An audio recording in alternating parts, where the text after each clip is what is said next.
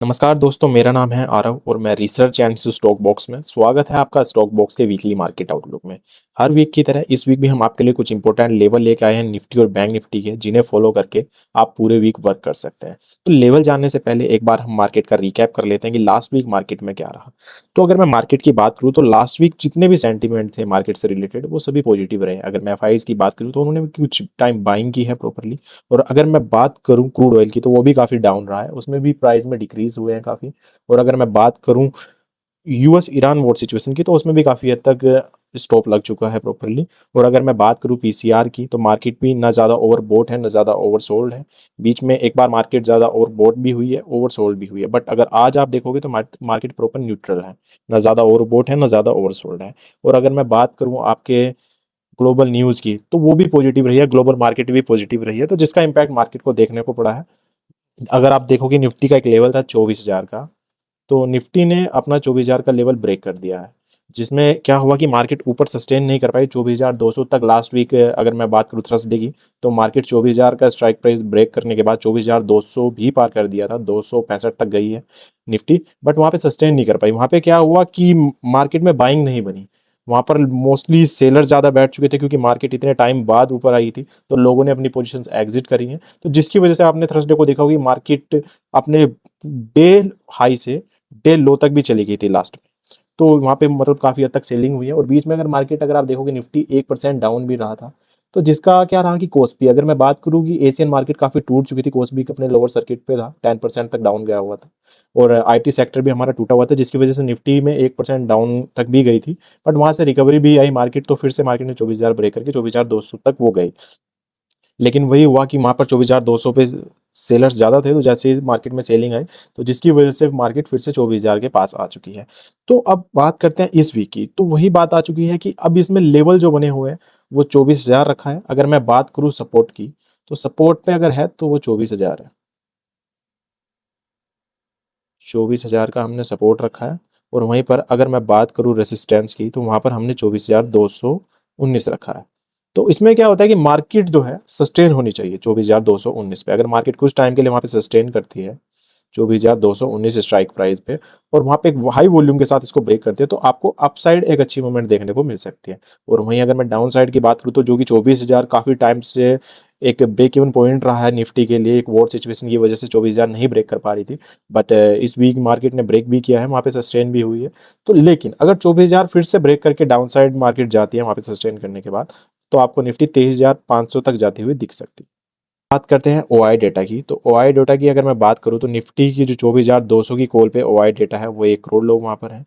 और अगर मैं 24,000 की पुट की बात करूं तो 1,25,00,000 लोग वहां पर पोजीशन बनाए हुए हैं। तो आपको नेक्स्ट वीक प्रॉपरली फॉलो करना होगी क्योंकि अभी तक तो अगर मैं सेंटीमेंट की बात करूं तो कोई ऐसी न्यूज़ आई नहीं है जिसका हमारी मार्केट पे इम्पैक्ट पड़े और डाउन रहे। अगर मैं ग्लोबल मार्केट की बात करूं तो वो भी काफ़ी मतलब पॉजिटिव रिस्पॉन्स कर रही है। और अगर मैं बात करूँ क्रूड ऑयल की तो उसके प्राइस में भी काफ़ी डिक्रीज हो रहा है, जिसकी वजह से हमारे ऑटो सेक्टर में भी काफ़ी अच्छी ग्रोथ देखने को मिली है प्रॉपरली। आईटी सेक्टर में भी कुछ हद तक हमने कुछ रिकवरी देखी है, बट आईटी सेक्टर में काफ़ी अभी डाउन ही चल रहा है प्रॉपर। तो ये दो लेवल अगर मैं बात करूँ निफ्टी की तो 24,219 आपको रेजिस्टेंस रखना है और 23,989 आपको ब्रेक डाउन रखना है। अगर निफ्टी 23,989 ब्रेक करती है सस्टेन करने के बाद तो डाउन साइड के आप मूवमेंट देखने को मिल सकती है। तो निफ्टी के दो लेवल्स आप फॉलो कीजिए। अब बात करते हैं बैंक निफ्टी की।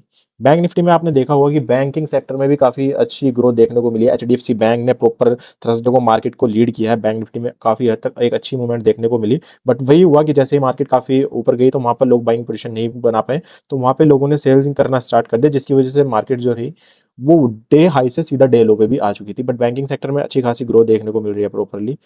अब बात करते हैं बैंक निफ्टी के लेवल की, तो बैंक निफ्टी में दो लेवल हम आपके लिए लेके आए हैं। अगर मैं रेसिस्टेंस की बात करूं तो वो रखा है हमने 58,550। और अगर मैं बात करूं सपोर्ट की तो सपोर्ट हमने जो रखा है, सपोर्ट हमने रखा है बैंक निफ्टी का 57,987 का स्ट्राइक प्राइस। अगर बैंक निफ्टी ब्रेक करती है वहां पर सस्टेन करने के बाद तो आपको डाउन साइड एक अच्छी मूवमेंट देखने को मिल सकती है। और अगर मैं अप साइड की बात करूं तो बैंक निफ्टी का रेसिस्टेंस 58,515 हमने रखा है। अगर बैंक निफ्टी वहां को ब्रेक करती है, प्रॉपर क्रॉस करती है सस्टेन करने के बाद, तो आपको बैंक निफ्टी 59,000 स्ट्राइक प्राइस तक जाने को देखने को मिल सकती है। और अगर मैं ओआई डेटा की बात करूं तो 58,500 की जो कॉल है वहां पर 8 लाख लोगों की पोजीशंस हैं। और अगर 58,000 की पुट की मैं बात करूं तो वहां पर 10 लाख लोग हैं, मतलब पोजिशंस 10 लाख लोग वहां पर एक्टिव हैं। तो अभी भी क्या है कि मार्केट तो प्रॉपर सेंटीमेंट तो जो पॉजिटिव ही लग रहा है मार्केट का, बट फिर भी आपको देखते रहना है न्यूज़ का काफ़ी हद तक। अगर न्यूज़ में कुछ भी आता है वॉर से रिलेटेड, क्योंकि ट्रम्प जी हैं जो हैं वो मार्केट से रिलेटेड कुछ भी बोल देते हैं, तो जिसका इम्पैक्ट हमारी मार्केट को देखने को मिलता है।